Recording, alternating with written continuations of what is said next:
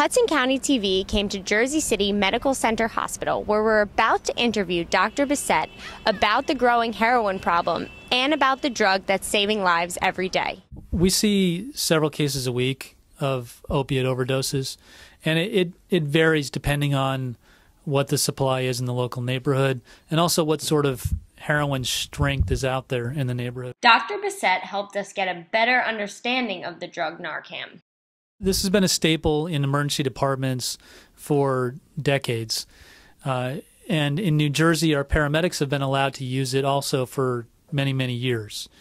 Because of the problem with the stronger doses of heroin that are in the community, legislators have now felt a need that there need to be more personnel on the street to be able to get this Narcan to the patients faster to try and prevent some of these deaths. So the step was to go to the first responders. And whether that's the police or in our particular community, that is the EMTs, to allow them to be able to use Narcan. Here in Jersey City, we have it with both our paramedics, which we've had for years, and now with our EMTs. We had distributed to our EMTs, and it got its first use within the first 5 hours. Heroin binds to certain areas in the brain to cause the effect that it does. Those binding sites are like little doorways. So what the Narcan does is it goes to those doorways and puts a molecule in each one of those doorways that then does not allow the heroin to bind on there. And it stands in those doorways much stronger than the heroin does, so it's able to even push the heroin out of the other doorways where it currently is. And so it very quickly reverses the effects of the heroin. It happens within seconds. It's really quite amazing to see. It is possible for a physician to write a prescription for this medication for a particular individual. And the general public can get it in that way if the physician wishes to write them a prescription and teach them how to use it. We also learned how other countries are dealing with their heroin problem. There are some forward-thinking ways of how to handle this issue. So I had mentioned before that Narcan is available in some countries without a prescription. So in England, for instance, they have needle exchange programs, as we do here in the United States, to cut back on people sharing needles and to decrease the spread of HIV.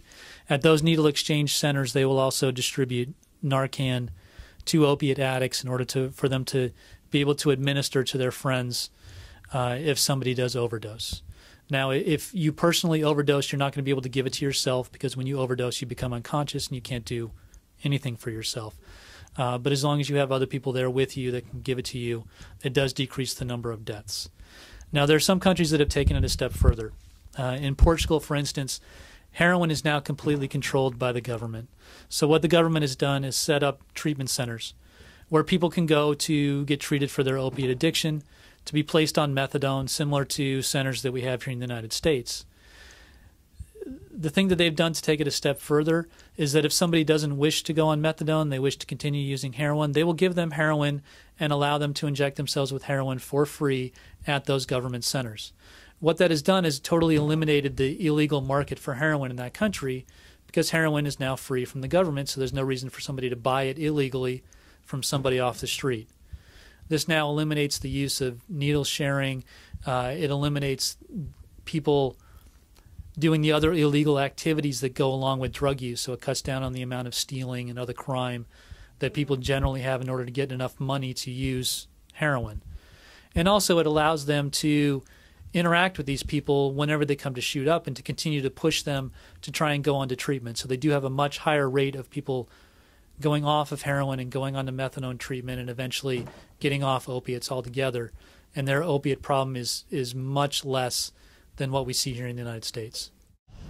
In Jersey City, I'm Ashley Bruno for Hudson County TV.